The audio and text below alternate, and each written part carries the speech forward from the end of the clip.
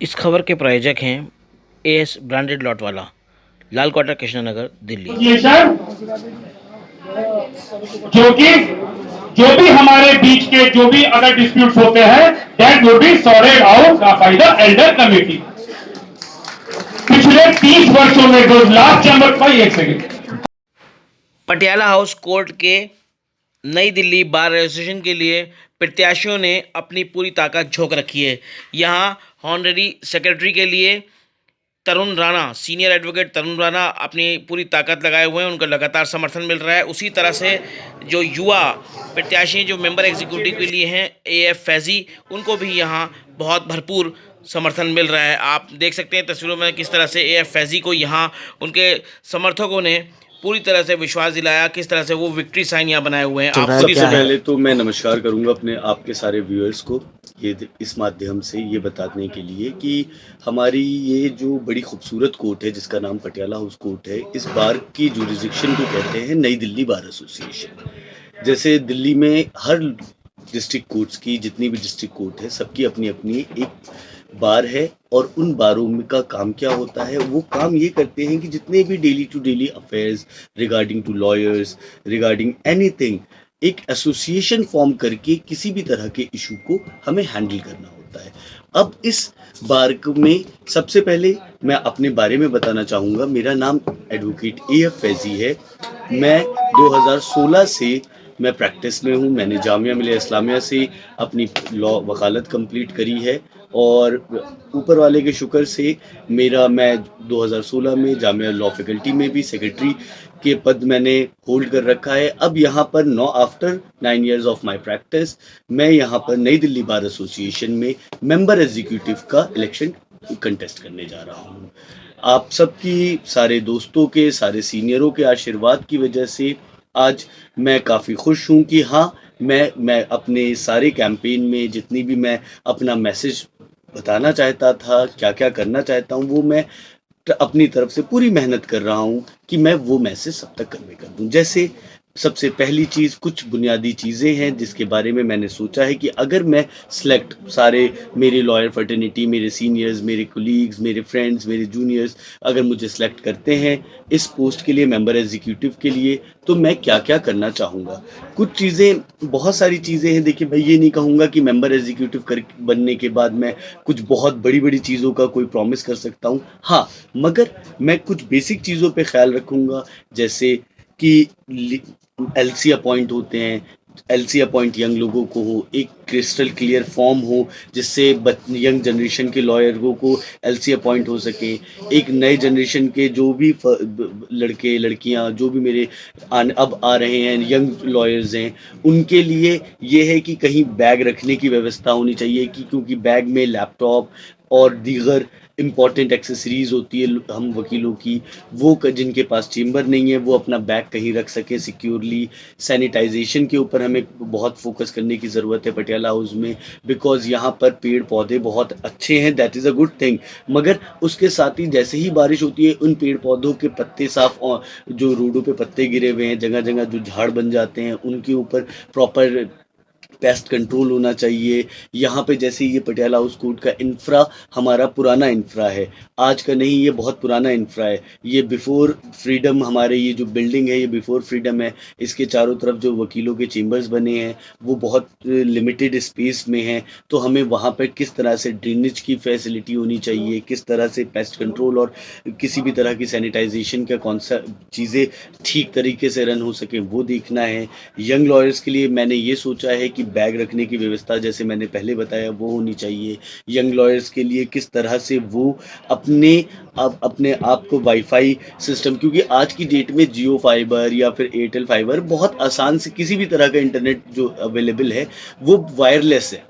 आप यहाँ पटियाला हाउस की और जो एरिया है वो भी बहुत कम स्क्वायर किलोमीटर का है, तो इसमें अगर हम कुछ मोडम लगा देंगे तो पूरा जो पटियाला हाउस कोर्ट है वो वाईफाई हो सकता है, जिससे हमें वीसी करने में बहुत फैसिलिटी होगी यंग लॉयर्स का, क्योंकि यंग जो लॉयर्स होते हैं उनका डाटा ख़त्म होने का भी रहता है। Because I am also a first generation lawyer, I know it कि क्या क्या दुश्वारियां जब हम नए नए आए थे 2016 में, क्या क्या हमने चीज़ें फेस करी थी। तो मेरा पूरा का पूरा यही एक सोच रहेगी कि जितने भी यंग ब्रदर सिस्टर्स आ रहे हैं उनको क्या चीज़ें दे सकें। फिर प्लस जो और बहुत सारे हमारे और ऑलरेडी लोग सीनियर्स कंटेस्ट कर रहे हैं, वो इंश्योरेंस की पॉलिसीज़ के बारे में बता रहे हैं, वो मिसहैपनिंग के बारे में बता रहे हैं कि अगर कोई लॉयर मिसहैपनिंग होती है किसी लॉयर की के साथ तो उसमें अमाउंट इंक्रीज़ होना चाहिए, इंश्योरेंस के बारे में बात हो रही है। तो ये सारी चीज़ें हम अगर सेलेक्ट होते हैं तो डेफ़िनेटली हम इस चीज़ के बारे में विचार करेंगे। अच्छा, ये पार्किंग और सिक्योरिटी को लेके भी काफ़ी इश्यूज रहते हैं हमेशा, उसको लिए किस तरह का आपकी तरफ से रहेगा? देखिए, पार्किंग यहाँ पर एक बहुत बड़ा इशू है क्योंकि ये इंडिया गेट सर्कल पे है, ये लुटियंस है, वीवीआईपी ज़ोन एरिया है। पार्किंग के लिए यहाँ पर फैसिलिटी बिल्कुल होनी चाहिए, जैसे यहाँ पर सर्कल के अलावा यहाँ पीछे पुलिस कॉलोनी है, सीके दफ्तरी के पास हम लोगों को बार की तरफ से अगर पॉसिबल हो सकता है कि होना कुछ चाहिए। लोग अपॉइंट हो सकें, जो पार्किंग के स्टाफ होते हैं उनको इंक्रीज करके वहाँ तक हम गाड़ियाँ ले जा सकते हैं, जिससे पार्किंग के लिए लॉयर्स को फैसिलिटीज़ को मिल सकती है। जो अपने कलीग हैं या जो वोटर्स हैं उनको किस तरह का आपकी तरफ से अपील है? मेरी यही अपील है कि मैं हाथ जोड़ के विनती करता हूँ कि आप मुझे सिलेक्ट करें मेरी पोस्ट पे। मेंबर एग्जीक्यूटिव बैलेट नंबर 1 है मेरा। क्यों? उसकी वजह से मैं जितनी भी चीज़ें मैंने बताई हैं, मैं उन सारी चीज़ों की पूरी तरह से अपने पूरा 100% दे के वो चीज़ें पूरी करने की कोशिश करूँगा। अब 21 मार्च को पूरी दिल्ली में चुनाव हो ही रहा है, सभी को पता है।